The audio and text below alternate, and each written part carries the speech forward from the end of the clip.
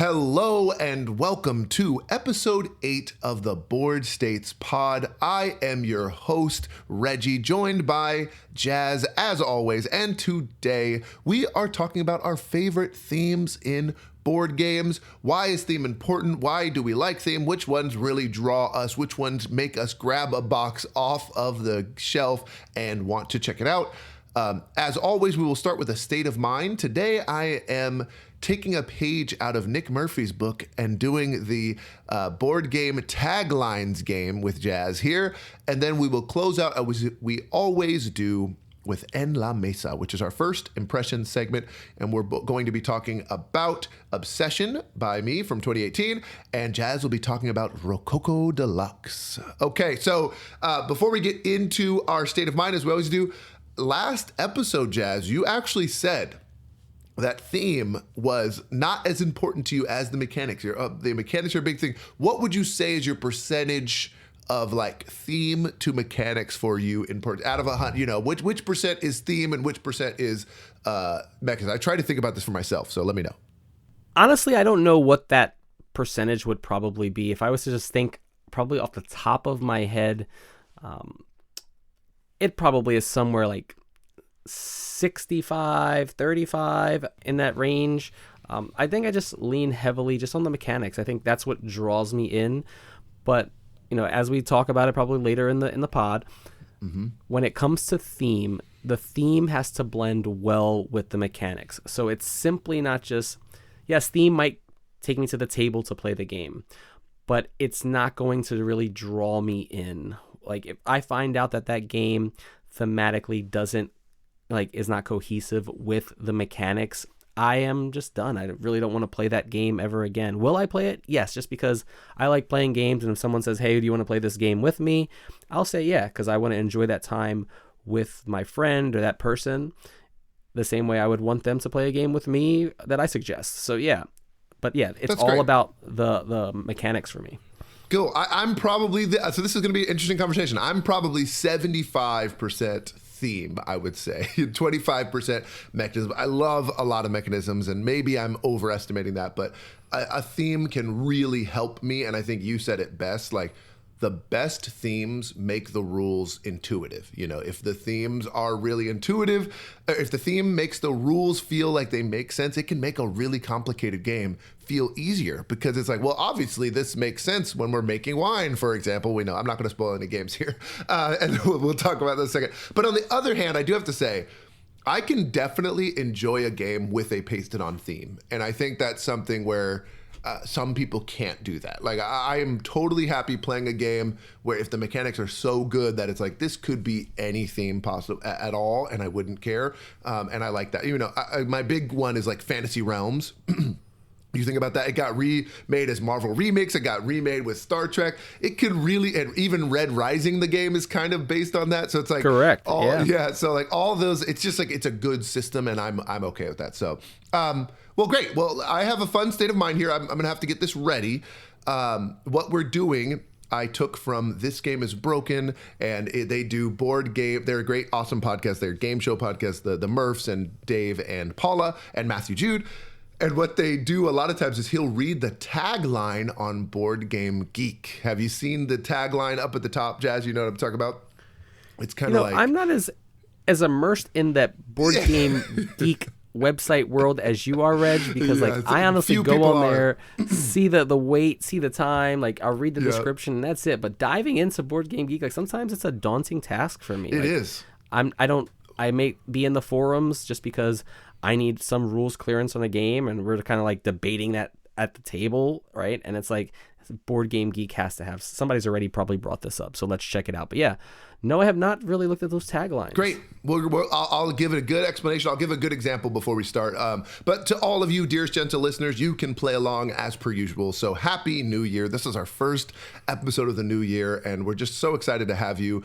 And so we're going into our state of mind for episode 8.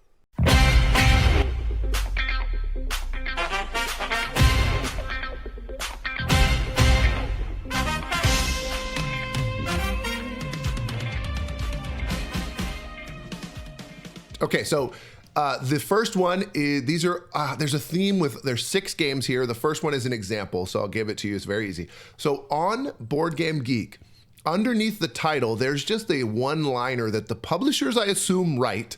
And so I'm just going to read you that, and you're going to see if you can guess the game. If you can guess it right away, you'll get 2 victory points. If you are not able to do that, I will give you at least the first sentence in the description. And if you get that right, you'll get a point. Okay, so you get 2 chances, 2 points if you get it just off the tagline. Some of them are very helpful and some of them are not. Okay, so we're gonna start with the first one here, which is really easy. And we gotta make sure we talk about our victory points, which I'm trying to make sure I got this right here.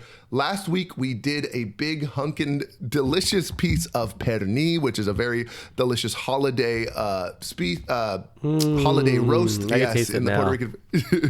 But oh my gosh, give me 1 second. I gotta make sure I know what we're doing here today. Sorry about this. Here we go. Last week we did pernil. Okay, this is what I wanted to do. We're doing the one that I use the most, Jazz. This is the Puerto Rican cuisine piece that I use pretty much every day, every time I cook, especially for dinner. These are sazon packets, okay? Have you seen? You have these in your cabinet, I'm sure, Jazz. I think there's 2 seasonings in every Puerto Rican's cabinet. It is adobo and sazon. Adobo and sazon, Give me exactly. that high sodium. I don't know if there's MSG, whatever. It's in there. You know, you need the sazon. Puerto Ricans will tell you they need the sazon not just for the seasoning, but for the color as well in the food. Yes, yes. Gosh, it's so crazy because, you know, my wife, like, her family's very Italian. They eat pasta all the time, but she knows when our meat is seasoned with sazon or not. Like, it is very, very much like the way to go. Distinct. It's distinct. It's so, and I think when I have other meat, sometimes it's just bland. It can go in anything. You put it in sopa, you can put it whatever you want. So sazon packets, this is actually probably the most tied to Puerto Rican cuisine that I am. So I feel like it's perfect. So you're going to earn 2 if you get it right and only 1 if you get it on the hint after. But okay, so the first one should be a gimme. The tagline is, Turtle Power takes down Shredder or Krang in the unmatched system. Oh, I'm going to go with unmatched, the Teenage Mutant Ninja Turtles. There's one word in there. I'm going to give it to you, but do you know unmatched? I don't. The cooperative versions? I'm not. No, I don't know. It's fine. Yeah, I'll give it to you. It is. You're right. Unmatched Adventures. Okay, gotcha. Yes. So the other Adventures was called Tales to Amaze, and that was their first cooperative box. This thing is huge, by the way. I did just receive this, and I'm very, very excited. I got it the day before Christmas. So good job. That's right. That's two sazon packets for you. All right. Next one. This is a 2024 game. I'll give you that. Send your cats throughout the solar system to occupy planets and moons. Ooh. I definitely have not played this game. Yeah, that's very... Not at all. Yeah. It is we talked about cats last week. Last time, yeah. We did, but Neko Syndicate is not in space. Is not it? No, it is not. Oh, man. Would you like the description? Or you give can me the description. I'm going to tell you guys, I am not scoring any points in this game. I am terrible. Yeah, it's going to be a tough one. These aren't like really, really popular games, to be fair to Jazz, but someone is out there listening right now. Yeah, they're like screaming. They're screaming at me. Like, what's that? This guy? Do you want to throw out a guess? Because I mean, you could potentially get 2 points. You could just throw something out. If you want. No, it's not. I'm just going to say Cat in the Box, but it's not Cat in the Box. Okay, Cat in the Box. Yep, good guess. All right, this game, I'll just say that instead of the name of the game, is a family board game where you step into the shoes of fearless captains of cosmic expeditions. But hold on, these aren't your ordinary explorers, they're cats. That probably doesn't help you at all. Oh, no, it doesn't. What about if I tell you the designer is Reiner Knizia? That doesn't help me either. Okay, yeah. I'm being honest, and people just don't know. Like, I don't know. I'm not maybe that in the know on the games like this. Like, what? I mean, this is not some mega popular game. Okay, the name of the game is MLEM Space Agency. MLEM, MLEM Space Agency. It's got space astronaut cats on the front. I definitely would have not gotten that, but okay. I have seen the box cover. I've seen the box art. You've seen the box cover. Yes. And that's how I feel about Sony board games, where it's like games will be named, and I'm like, I've seen the box cover, but I don't know anything about it. I don't know who the designer is. I don't know what the mechanisms are. Yeah, I didn't know that was a Knizia game. Yeah. So hopefully you'll get a couple of these. If not, it's totally fine. You know, you've already earned 2 Sazon packets here. But I'll tell you what the overarching theme is after we get through all these. Okay, the next one is a 2023 game. It says, roll chickens, hatch eggs, and avoid those pesky foxes. Ooh. Roll chickens. Yes, I know the eggs. game. Yeah. It is from... Do you know the company? Yes, Keymaster Games. It is Keymaster Games. It's the one You're that comes right. in the little It comes in the tube. Oh my gosh! Why is I'll give you one hint. The name why do of I the want to game say is like in the cluck tagline. or it's oh man! So what close. Is Go it? for it. It Go is. for it. It's escaping me. It's escaping me. It's the. Do you want to give one guess? Cluck. Do you want to throw something out? Cluck No, is a very good guess. Okay, you're right though. The hint I would have given you is pop open the tube and start chucking dice with family and friends. So I'll give you a real hint. The name is in this tagline here. So here we go. Roll chickens, hatch eggs, and avoid those pesky foxes. What do you think? Did I just like screw that up? Like roll chickens. Oh, it's Yep. it's chicken. It's just called Dummy chicken. me, chicken. Chicken. Why do chicken. you know? I think because I had this game in my Mm-hmm. like drawer at work in my cubicle you do? drawer, and I've taught Yeah. this game to my coworkers who have went out and actually purchased this game. But I think every time I say it, I always say cluck cluck cluck cluck. You know when the chickens come out. You know, it's just one of those things that we just do. So yeah. Great. Okay, we'll give Chicken. you a point. You get one Sazon. Yeah, and it's Scott Alms too, which is great. So really cute. I think this is a great family game. Great little push your luck Yeah, dice cute game. Okay, push your luck game. 3 more. This one is a 2024 game in a smaller box. Also, I'll give you that. Draft your team of fairy tale creatures to score the most points. Draft What's the your year team again? 2024. It's a relatively recent game. Draft your your team of team. fairy tale creatures to score the most points. Fairy tale creatures. Yep. I don't know if this game is. Ooh. There's so many fantasy-esque themed games out there. Yeah, I was going to say fairy tales are very public domain, so they're really a very easy theme and to always get. It's going to be a drafting game. What came out in 2024 that was somewhat popular? I'm thinking of like Tag Team, but That's a great guess. is that I don't believe that has fantasy characters in it, so I'm just going to stick with going with Tag Team. It is not tag team. I'll give you. Oh gosh, it's so tough. But I'll read you the bottom paragraph of the description because the rest of it really gives the name of the game away. So here we go. If you choose the fairy tale creatures wisely at the beginning, you will win plenty of tricks and collect lots of points. Clever card I think I got it. combinations. Oh, you do? 3 chapters. It is 3 chapters. Great job. Yes, that is right. I own it is a this one, trick-taking but- game, also yeah. drafting game. Yes. The trick taking really, really got it. I was thrown off by drafting. I was thinking every time I think Yes. of drafting for some reason, it's always like I have a hand of cards in front of me. I pick something. I'm gonna pass it to the player on my left, like in that Yes. sense, as opposed to like, That's what it is. So chapter Yeah. 1, you have 8 Correct. cards. You pick one and pass. And pass, Chapter yes. 2, you play a trick taking game, Correct. and chapter 3, you evaluate your hand. And I think it's like more like the set collection piece of it. So very interesting. We'll talk about it in 1 second. 2 more. These are, and I kind of try to do it from easiest to hardest. So if you don't get these, it's totally fine. These are a little tougher. This is a 2019 game. Okay, and it is a party game for listeners out there. 4 words. String your thoughts together! Exclamation point. String your thoughts together. ooh, Do you have any it guess? is a 2019. The first thing that's popping out at me, and it's not things and rings, but that's the first thing that's popping out because I'm just thinking of physical string, right? But no, this is stringing the thoughts. I've probably played It is a this party game. You're in the so right. Yeah, many you're times. in the right. Yeah, you're in the right vein. So I'll let you just throw one out there. String your thoughts together to what? To string your thoughts together. That's Oh, it. That's the whole tagline. String Let your me just thoughts go with together! green team Exclamation. wins. That's because of my. Green team it's wins. my That is a great. Okay, you're in a very similar vein. Okay, here's the description. I'll give you one sentence. This game is a cooperative game where you and your friends will each get your own secret number, and you then have to try to put it in order as a group based on the clues you give related to the chosen theme. At the start of the game, each player gets a secret number that can have a value between 1 and 100. I'll say that. That'll help. 1 to 100. If you know it, you would know it by now, but if not, Ito.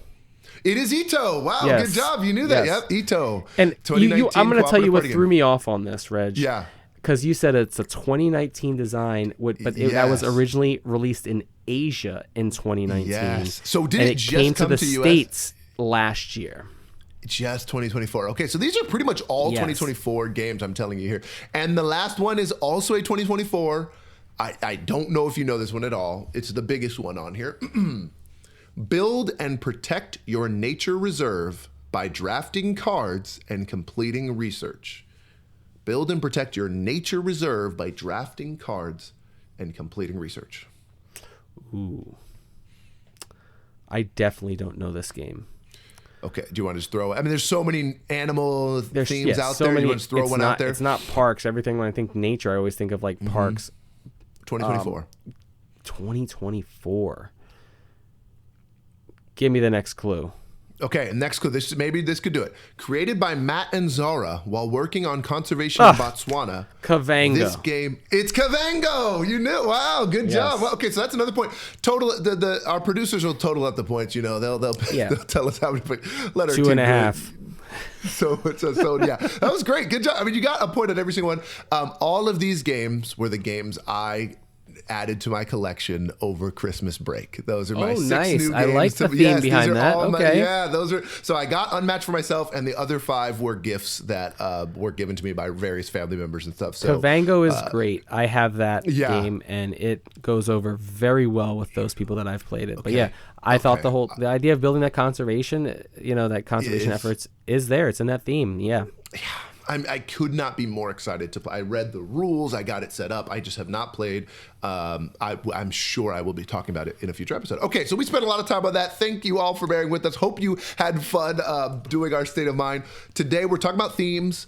It is very important in games for some people, and for others, it's not as important. And I think it'll be exciting to talk about the 3. We each brought 3 themes that jump off the table at us. Again, at least in my mind, what I was thinking of is, what are the 3 themes where if I see a new game with this theme, I'm more likely to pick the box up and look at it than others. So those are my top 3. And I'm going to let Jazz start with his first theme, and I'm all ears. I'm very excited to hear. I wonder if we have overlap or not. I'm very curious. Well, Reg, I think if the listeners know me truly and they continuously key in on what you say every time you tell the listeners, if you could only see what is behind Jazz right now, you do see my Star Wars Lego helmet busts. You see my Mando helmet here, my Boba Fett helmet here. It is space sci-fi themed. Obviously Star Wars, anything Star Wars, I'm going to enjoy, or I'll just add to my collection just for the theme in of itself.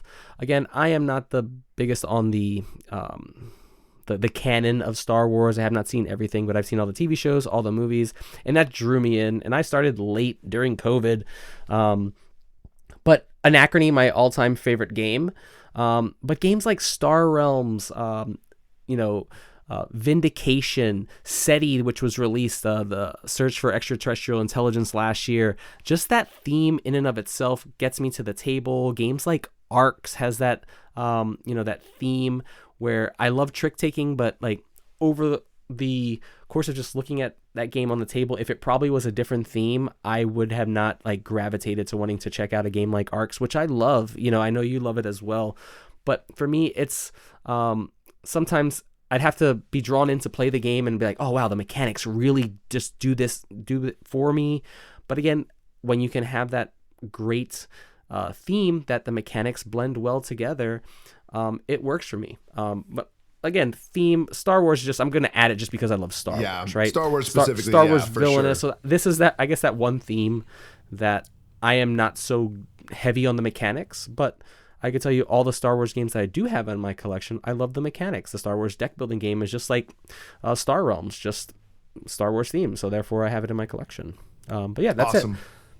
I have to add that with the Star Wars here, I did get the unmatched TMNT from Game Nerds. I also had got a ding and dent. This is a pro tip for you all. If you ever on a website, Game Nerds does it, Tabletop Merchant, all these websites, if you can get a ding and dent thing, especially for a card game, the box had the smallest dent I've ever seen from a ding and dent before of Star Wars The Clone Wars. So I got the Clone Wars standalone for the deck building game. Correct. And I took all the cards out and put it in the other box. So and I didn't even need the box. And I got it like for half off because of ding and dent. So if you ever get a ding and dent price, like 100% do that. Love Star Wars. I love Andor. My favorite Star Wars trilogy now is Andor Season 1, Season 2 into Rogue One, which maybe is bold to say, but now I'm like, that is my stuff. But I love it so much. Andor is a great show. It's my favorite of the shows, and Mando is what brought me in. But Andor, so too. Good. But I would have told you 5 years ago that sci-fi is not my thing, and I think it has. I've really come around to how. And this is a really cool thing, and we'll talk about it in one of my themes, my number 2, is that they're using, a lot of people will use that sci-fi setting. I just saw the Avatar Fire and Ash, the Avatar 3 recently, and James Cameron's like, we're out in space, there's aliens, there's all this crazy stuff, and like, how can I make it relatable to people watching it? I'm gonna make it about family. And that's what things like Andor does. It's like, we're going to make it about government and oppression and things that humans can understand. And that's what Star Wars does. It's so character driven and family driven. Like, I think that you can put that in the sci-fi world so much, and I'm noticing it more. So things like Dune, things like Star Wars, things like Arcs, a good example too. Yes. And what was the other one? Oh, Three Body Problem I watched recently. I loved, which was a sci-fi. Yeah, that's really cool. If you want to check that out on Netflix, really cool. Writing it down. Should also get it. Yeah, it's very cool. And the book, a lot of people, my buddy Joey, he's probably listening to this. He read the book first, and he was very disappointed. I never read the book, but the show was really cool. So if you read the book, you're probably going to hate it. But sci-fi. I love it. I will bring it up again at my number 2. Great.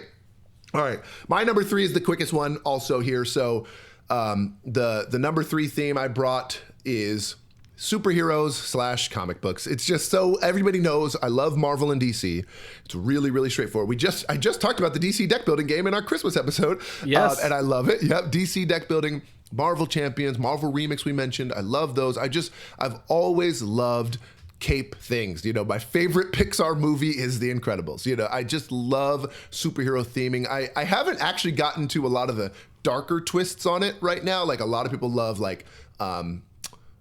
it just thematically in TV shows and stuff. The Boys and Invincible and those. And Invincible just has a card game too, so I want to watch more of the show. But I don't know what it is about like a mythical hero figure. So I kind of put this in with Dice Throne and Unmatched as well. Correct. Where it's I can see that. Yeah. Yeah, you know what I mean? Like, they're also just heroes, and it's like, even though it's Sinbad and Sherlock Holmes and King Arthur, like, I still kind of put that. I love that. Just, I get to play as a heroic figure, and we all have abilities, and I just love that type of stuff.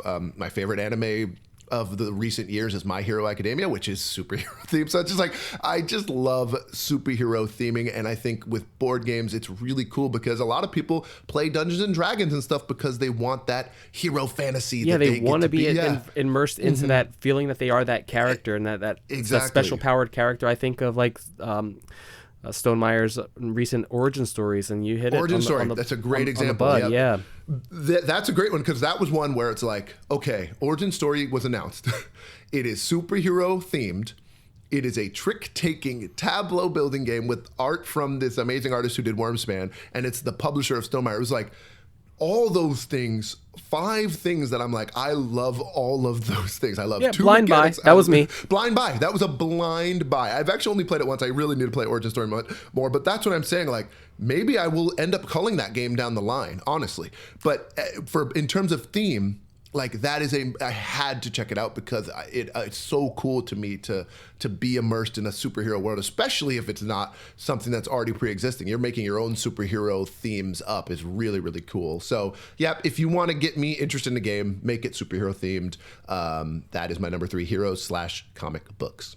Yeah, great choice there. And I don't think I'd see you culling Origin Story as much as I know when I played it. The theme is what really captivated me, but I loved how mechanically that game was, and they picked the perfect theme, I think, for the mechanics. I don't think you could have pasted any other theme, at least anything to me, on it. there. Yeah.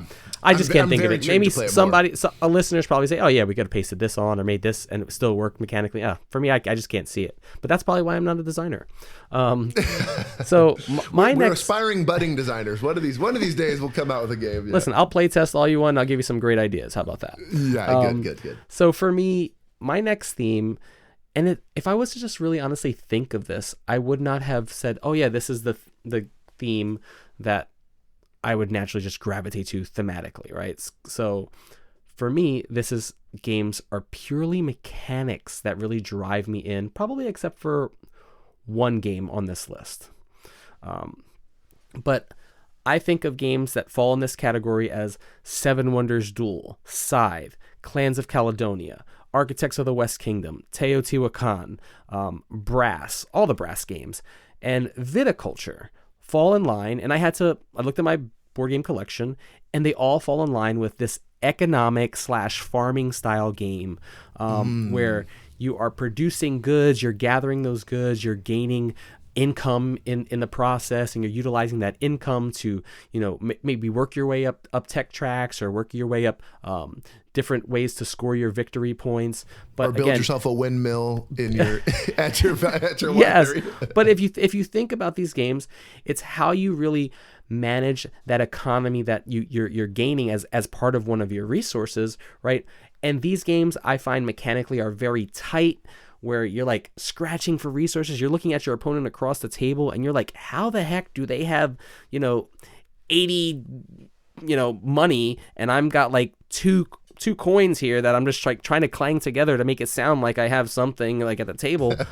but mechanically, like, trying to maximize that economy to maximize your turns is something that draws me in. But yeah, I wouldn't have thought like economic farming would have been my themed type game. But yeah, some of these games probably could have paced things on. But like we were talking about how things are blended in perfectly, Viticulture does that well.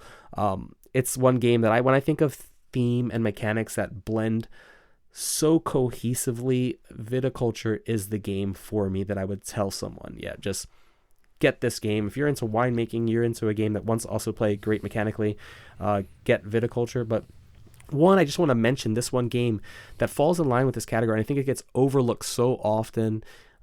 And for me, it's kind of like people who play Monopoly and enjoy Monopoly. I will tell them to play this game and they'd probably replace Monopoly in a heartbeat.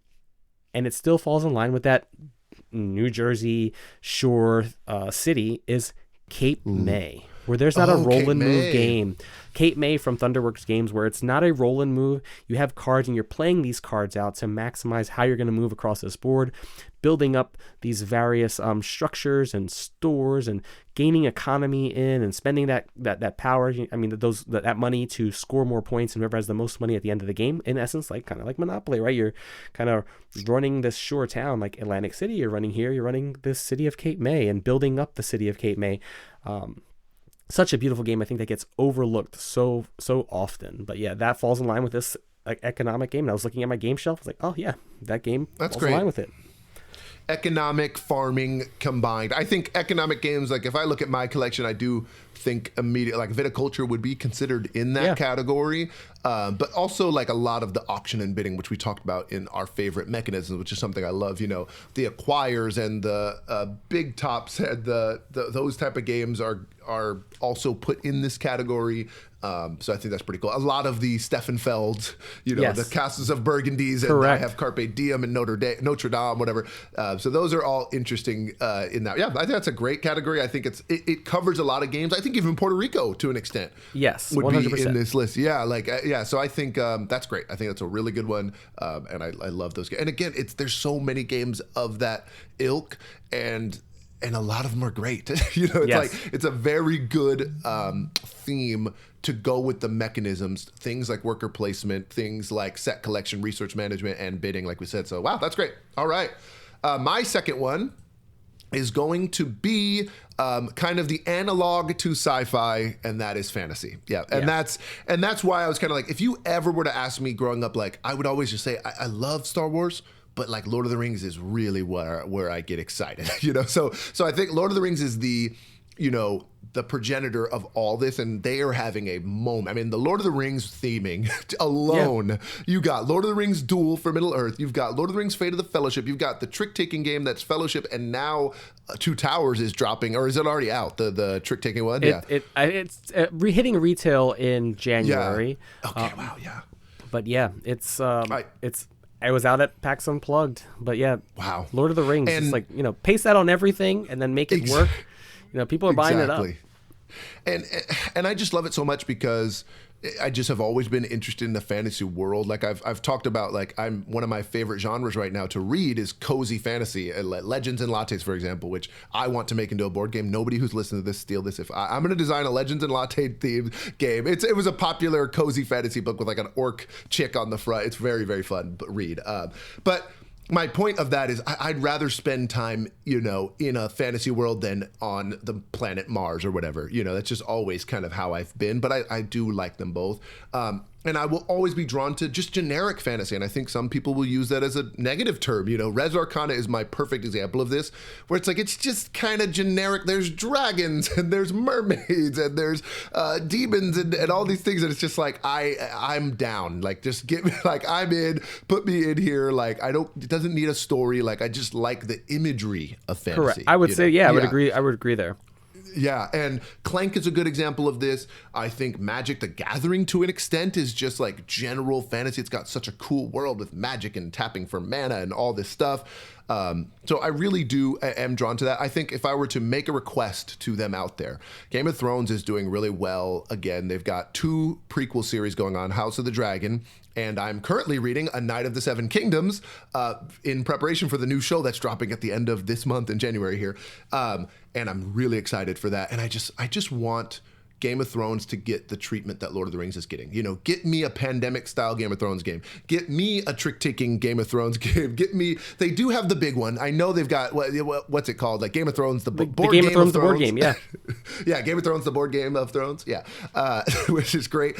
I just want more options, I want more genres. I want lighter ones of that. And I'd also throw Narnia in there. That was like my childhood one. I was more of a Narnia kid than Harry Potter there, but so there's just all that fantasy it's just something that's so cool to me. And again, it does always come down to Lord of the Rings. I'll mention one more thing I've mentioned this on the pod already and also on my YouTube channel.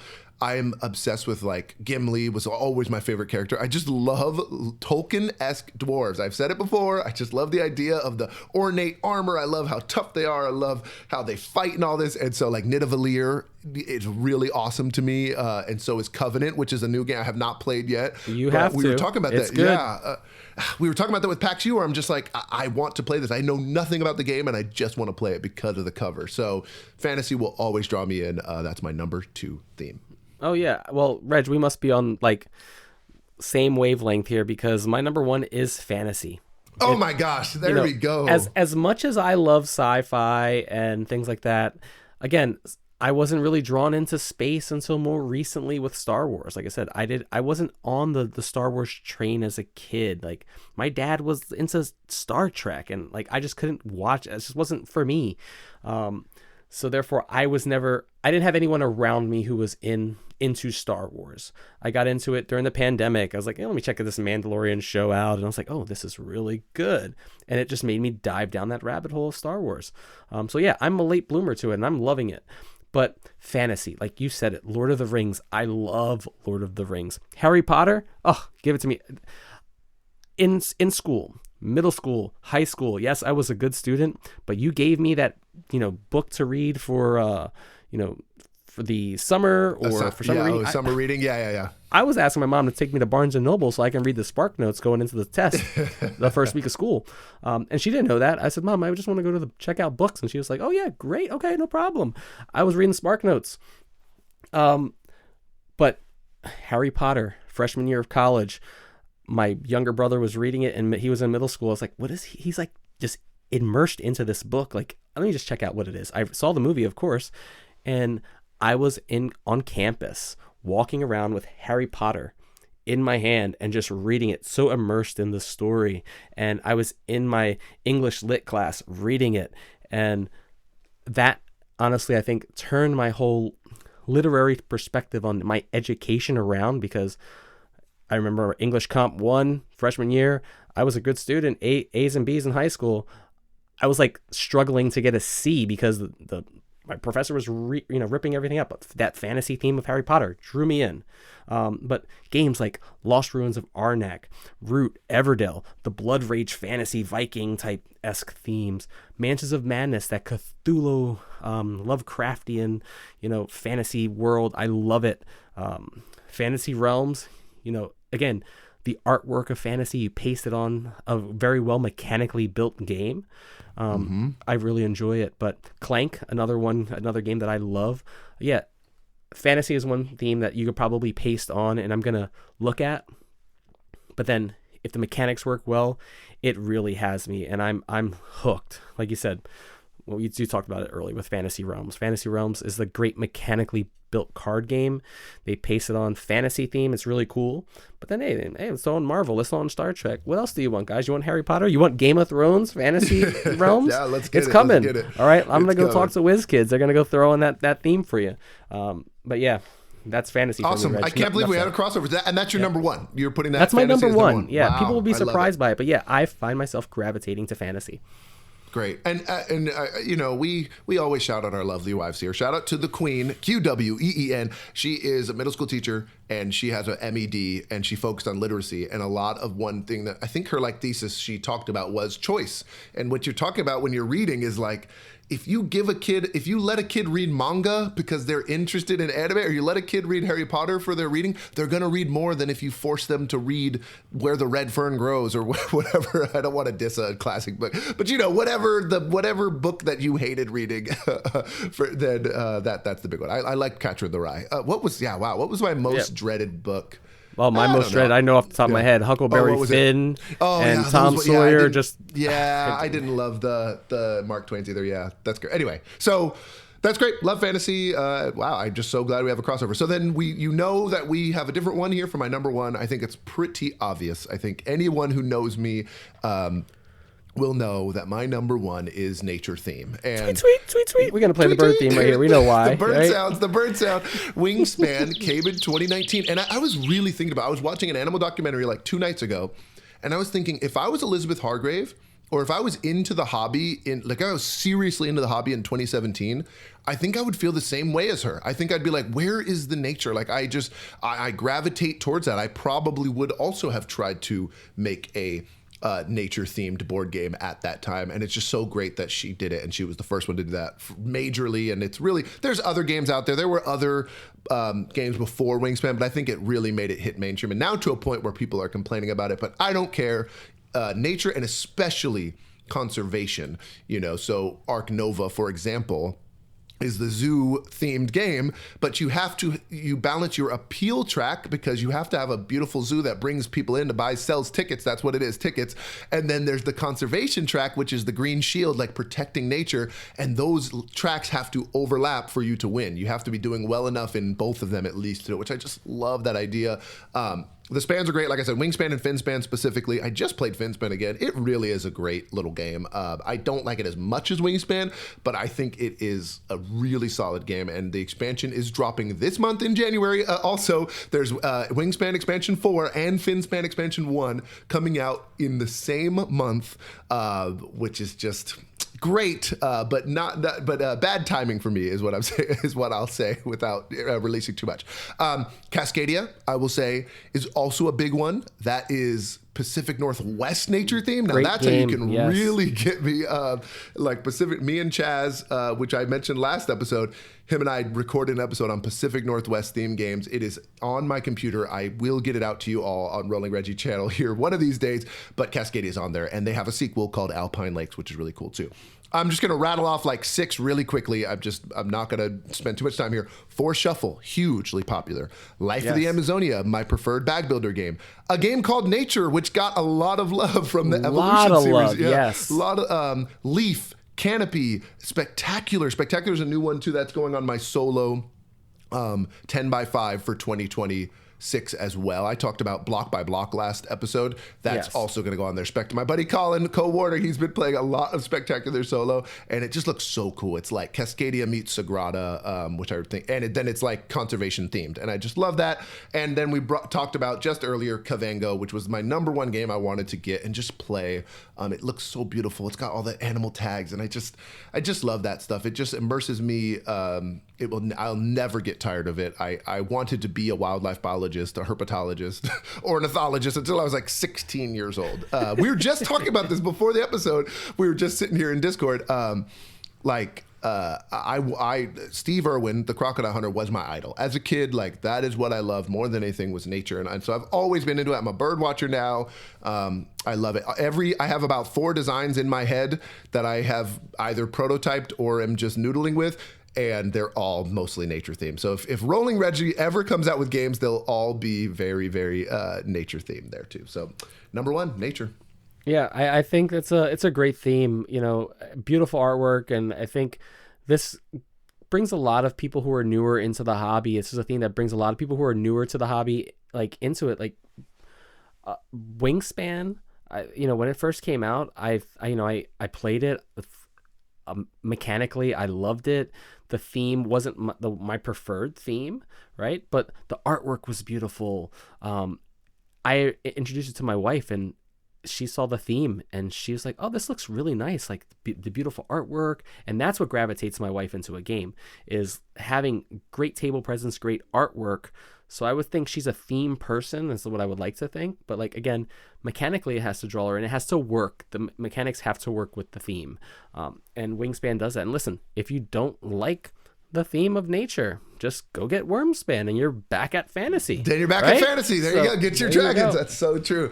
Yeah. But I think this is a good thing to think about is those themes, and talking about this, and when you came up with this idea for this episode, it's like I had to really look at my collection and say, what games do I find myself just naturally gravitating to?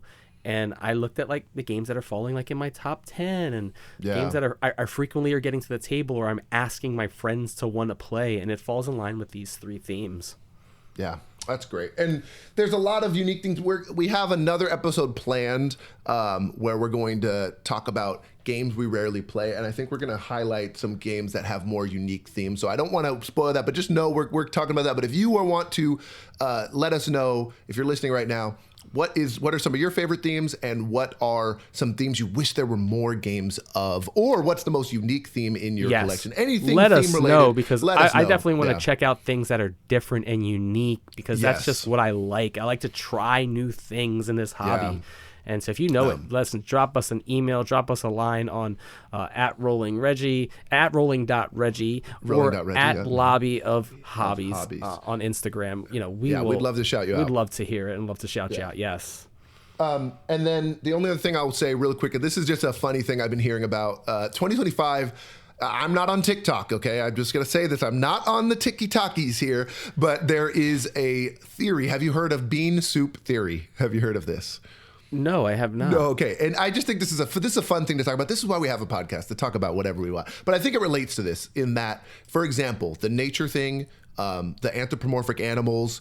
For you, if I hated sci-fi, the thing I don't understand is people going out being like, why do they need to keep releasing all these sci-fi games or all these nature themed games? Like, I don't like them. Why would you do that? So bean soup theory is on TikTok. There was a woman who put up a recipe for bean soup.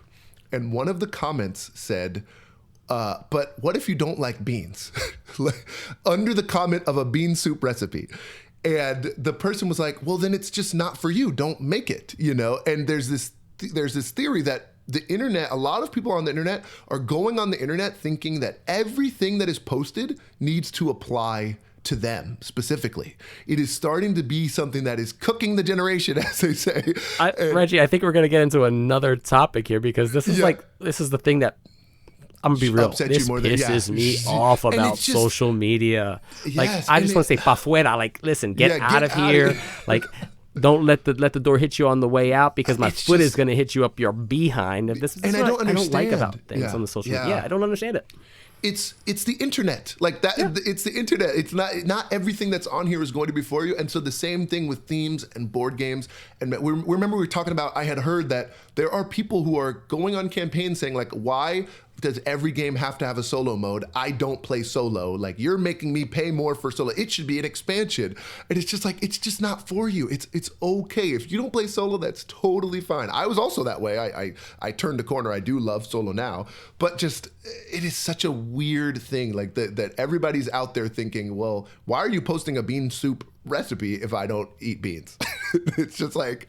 Do a better job curing your... algorithm then, I guess. Yes, curate your algorithm better. How about that? Yeah. So anyway, it's just, that's a little bit of a tangent, but yeah, we'll put a timestamp so you can skip our bean soup conversation. Okay, so we got to go to En La Mesa. We are doing well on time here.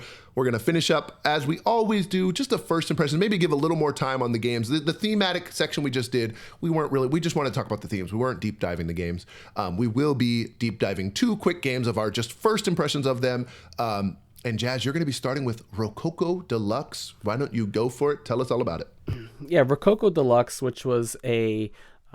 what year did this one come out in, Reg? I completely forgot. I think it was a 2019 design, if I remember correctly. But I'll fact check for you while you're doing it. Yep. Yeah, it's from Eagle Griffin Games, and this was a re-implementation. This is the deluxe edition. It was re-implemented previously. This is designed by designer Matthias Kramer. Many people know Matthias Kramer for a lot of his designs. Watergate, Glenmore 2, Chronicles, Craft Wagon, things like that. But this game is one that I first was attracted to thematically simply by the beautiful artwork. My wife is a huge fan of that, like, Pride and Prejudice, Victorian type theme. But this one is not Victorian. This one is that French, what do you call that? That French, not Baroque. Forgive me the period. Someone's going to shout this out in the comments to me. But yeah, but this is more that French theme, similar to a Victorian era over in London, in England during this time.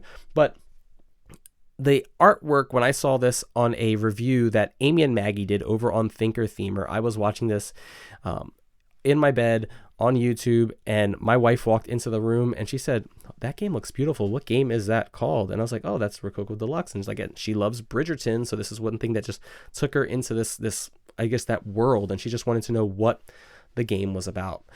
And it had sat on my shelf for a while until most recently, in the past couple months, I've played this game with my wife, and man, thematically this game works. This game mechanically works, where you are taking on the role of owning a tailoring business, and you have a hand of cards. It's a hand management game, and you have different types of these workers that are in your tailoring company. You have the master, I think it's the master crafter, master worksman. You have the apprentice, and then you have the journeyman, and you're going to be playing them out, and they have different rankings, right? So the master tailor can pretty much do anything and everything there, and they can do it at greater strength, in essence, right? But the apprentice only has access to certain actions on the board, right? And as you're playing your cards, you have what I love about games mechanically is when they have a dual purpose when you play them, right? So you're going to play your card, and it can activate a specific spot on the board. And what you're trying to do is you're trying to gather resources to, in essence, materials. Let's correct it. Materials to create gowns and frocks. And what you're going to be doing is you're going to be either renting those frocks out to people that are attending this ball, or you're going to be selling those frocks and those gowns to get money, because you need money to be able to continue running your business. And you're going to be hiring new workers into your business, and you're going to be culling some of them out. So you're going to be getting rid of them so that you can do more actions. But there has this area influence spots on the board where you're going to be when people rent out your gowns, you're going to be placing them into specific ballrooms at this mass ball. And in essence, they're showing off your work. They're showing off your Prada, your Gucci, your Fendi, at this ball, right? And you want people to see it.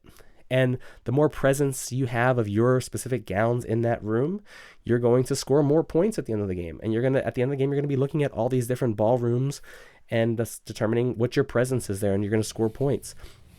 But what I really like about this game is it has also other ways. It's like one of those like point salad games where you're going to score points by the decorations you're going to be placing in various areas in this ballroom. But also, the venue has at the very end of this ball is going to be a fireworks show, right? And you're going to have one of your people wearing one of your garments stepping out onto that balcony to see this fireworks show. And of course, you're going to be getting ways of scoring these bonus points. And that's what you want. There's the ways that the points kind of combo and really just, I don't know, they just start to multiply on top of each other. I love that mechanically, but the theme is one that drew my wife in. And it was a heavier game than she's ever played. This is what, a 3.07, I think, on 307, BGG. yeah. Mm-hmm. Yeah, it plays in an hour to 2 hours. My wife's first game, probably took us about an hour and a half, and she was ready to play another game of this. And this doesn't happen with games that are in this medium weight to maybe medium plus a little bit, but it's not an overly complicated game. The mechanics work very well with the theme. And I think a lot of couples would really gravitate to this game specifically because of that theme and the mechanics and how it blends so well. But yes, I love Awesome. this hand management. It's another economic style game. Falls right in line with what I like, right? Yeah, But yeah. That's a good one. That's great. Rococo, 8.2 on Board Game Geek is amazing. The deluxe edition, like you said, is 2020. The original game is 2013 is what it is. And I got three things to say here. Number one, I love when mechanisms that are typically associated with a more aggressive theme, area majority, it's got that area majority of do you have more of your dresses in a region than another person? Correct. That's normally a war game. You're thinking that element that some people are so like drawn away from. Yes, and it's like it kind of softens it when you're like, I just got more dresses than you, dog. Like it's not like you have a general. I'm not defeating your people. It's just like, sorry about it. Number two, I have to say, Ian O'Toole. Shout out to Ian O'Toole because he's the artist on this. Yeah, and I think one thing we didn't even really touch on here is like art and theme go so hand in hand that we were talking about in the main topic, and that can really draw you in. And number three is, I'm not ashamed to admit that deluxe editions can really, really bring someone in. I think we've talked about this a lot of like the Castles of Burgundy special edition, for example. It's what my biggest box in my whole collection, even bigger than my nesting box. My Wingspan, it's about the same size as my nesting box. But I was never interested in Castles of Burgundy before this new version. And this new version, I mean, it is one of my favorite games of all time. And it's just that quality of components really helps you immerse into the theme as well. Like having good components, having all that. This is high on my list now. I remember thinking about it. I don't know why I didn't put on my want to play, but like my lovely wife, the Queen, is also she's a fashionista. She's loves clothes and shopping. I'm like, I think this would be perfect. I think we really should get it. I know, is the box like enormous? Enormous? No, it's not overly big. It's, I think, that like Lacerda style box. Yeah. So it takes up, lengthwise it's big, but it's not that thick. Yeah, I would say those are like that Concordia Lacerda size is big. I don't think I have many of those in my collection. Like Arc Nova is like the biggest one. So I'm really excited about that. That's a great one. Awesome.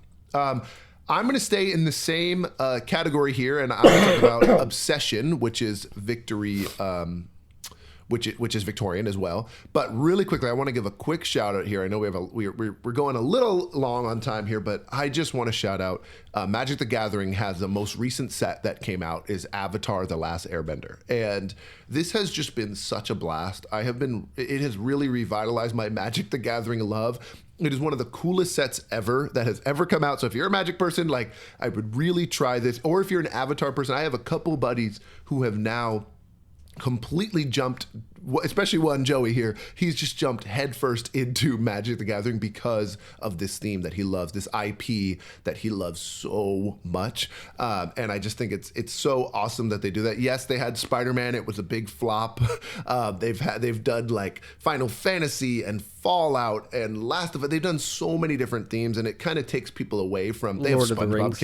Lord of the Rings, which was amazing. Lord of the Rings feels very good. Lord of the Rings is very much in line. SpongeBob, not so much. But Avatar is also there. It fits. There's earth, fire, water, and air, and then with magic, there's all all the manas and different types. So I just want to give it a shout out as something that, like, this is the most recent example I have in my life of, like, the theme is just so good. It has literally brought people into this Magic the Gathering world. And I think if you do an IP justice, you can really make a lot of money. And it's just like, just take your time and do it. Like, I just wish they would take their time and do an IP right. Like, a lot of people have hesitancy for an IP game because they think it's just going to be a cash grab and not good. Like, if you make the mechanics good and thematically tie in, you're going to make more money than if you just quickly put out a crappy game that has Star Wars paint on it. So I just wish I could. That's my PSA to the world out there. Yeah, don't do a fantasy flight. Yeah, don't do it. Yeah, exactly. We don't need to call it.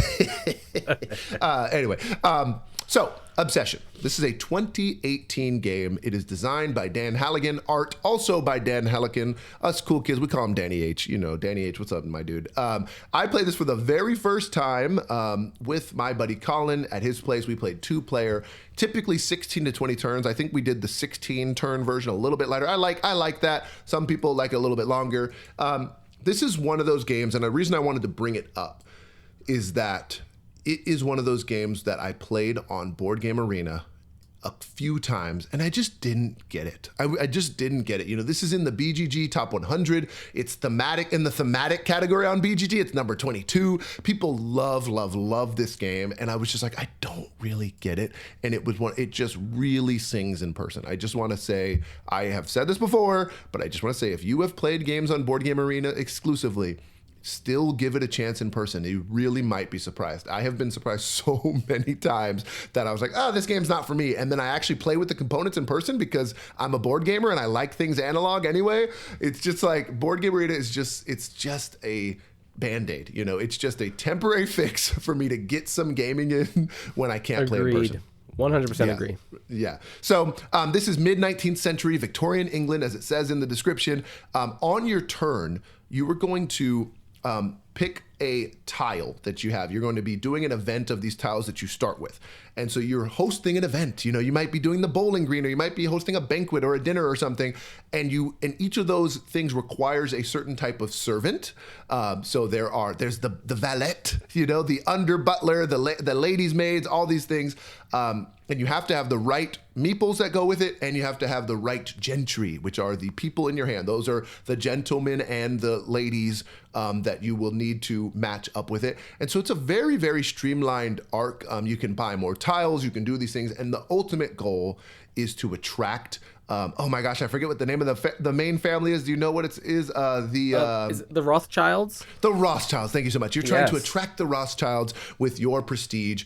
It's got a really cool prestige system. I've really enjoyed this game. I think the big thing mechanically about it is that it says deck building, and I think it is more like a Concordia, where it's one of those games where it's really a hand building game. Management. Yeah, management. That's how I would categorize exactly. it. And that's a tough thing because you are building a deck. You are getting more cards. You're adding more to your deck, and when you retrieve them all, you can play them again. But it's really more about hand management. And so I think learning that, learning some of the pacing of it, again, turn-based really slows games down. You know, if you play this real time in person, you're going to get it a lot better. Again, I'm preaching to the choir. I don't know. I'm really late to the game here. It's a 2018 game. There's like 4 editions.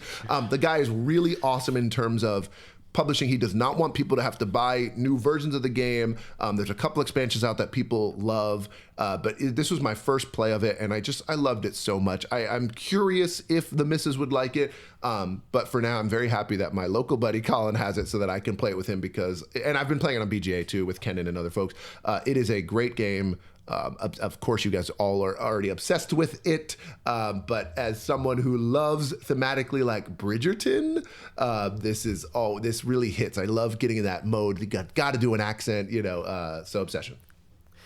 Yeah, I think this is one again that I knew my wife was going to like be attracted to thematically. This is one that we have not yet gotten to the table together, but again, like Reggie, you were talking about, I have played this on Board Game Arena, and mechanically I can follow it. I can understand how the mechanics work, but it just hasn't yet like sunk in, like where everything like thematically just like draws me in, like, but I want to get this game to the table because I know how beloved this game is.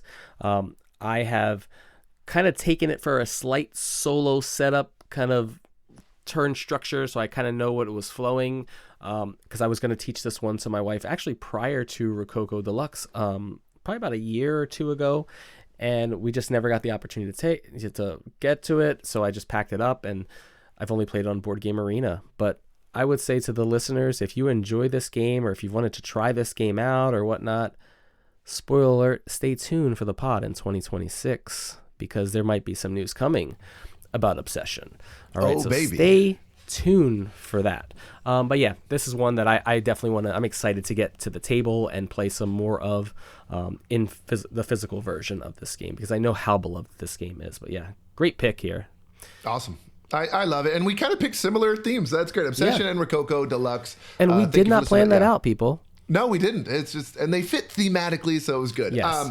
Okay, I've got a couple. This is the final thing we're going to close out with our episodes typically is La Gente, hearing the voice of the people, maybe just some housekeeping stuff. We're doing it all at the end for you. So thank you for sticking around. Thank you for listening. And then I'll let Jazz close us out here after number one is the draft results from episode 4. If you recall, we've been waiting in suspense for 4 episodes. And so I was just trying to log back in. I can't see the exact percentage, but I promise we checked this last week, Jazz and I did come out victorious. Woohoo!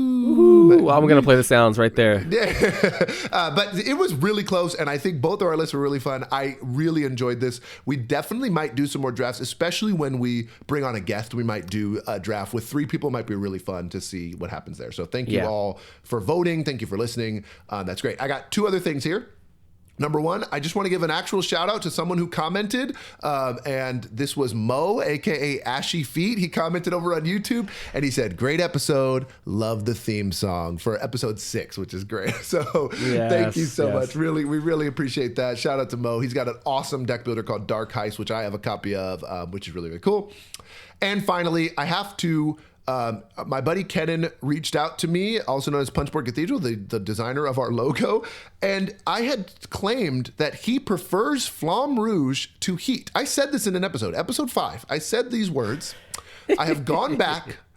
He has never played Flamme Rouge. I am just slandering and libeling my friend. I'm so sorry about this. I don't know where that comes from, but he's never played Flamme Rouge. That is a lie. And he also reminded me that Maquis, which I mentioned, and actually 3 different people told me that I was wrong on this. Maquis, I said is a Dutch game that's about World War II. It is not. It is based in France. The word Maquis is literally, I think, French for revolutionary. And the Maquis, talking about Star Wars today, are what they based the revolutionaries on, the Gormans on in Andor. Did you watched Andor, Jazz, right? Yes. Yeah. So that's like the real life revolutionaries. They based Andor on those people. I was really confusing it with Halls of Hegra, which is a solo World War II game in Norway, and I was kind of like Frankensteining it with the other World War II resistance game called Orange Shall Overcome, which is actually set in the Netherlands, but it's not solo. It's like 2 to 4 players or something like that. So I'm just correcting all this. We're going to do this all the time. Just know if you hear something really stupid from my mouth, I'll probably correct it in a few episodes. But I just wanted to make sure I set the record straight. Kenan has never played Flamme Rouge. Maquis is set in French. Never mind. And shout out to Mo. That's all. Close us out, Jazz, please. Reg, I think you should be prepared for what's coming in the mail for that defamation of character lawsuit. But yeah, listen, he said he'll correct it. Me, I'm just going to say it wasn't me, it was somebody else. It was my alter ego. I don't remember anything, but no, sorry. We want to give a shout out and a huge thanks to you guys for listening to the pod and staying with us and continuously. For those newcomers, for those continued listeners, we appreciate you. We thank you. But we also always want to give a huge shout out to the producers of our music, our podcast music, my buddy Judge, local here in Jersey, aka at Dre the Producer on Instagram, and of course Reg's buddy Kenan, which is at Punchboard Cathedral over on Instagram, and they also have their own and Kenan has his own podcast as well that you should be checking out, Punchboard Cathedral podcast. But yeah, we want to give them a huge thanks. Thank you guys for listening through. But again, we talk here about the best hobby in the world, as Reg always says, and that is board games. But again, you could be spending your time anywhere, but you're listening to us talk about board games, okay? And here on Board States Podcast, where the friends become rivals and the board states decide the outcomes. We will catch you on the next one. Nos vemos.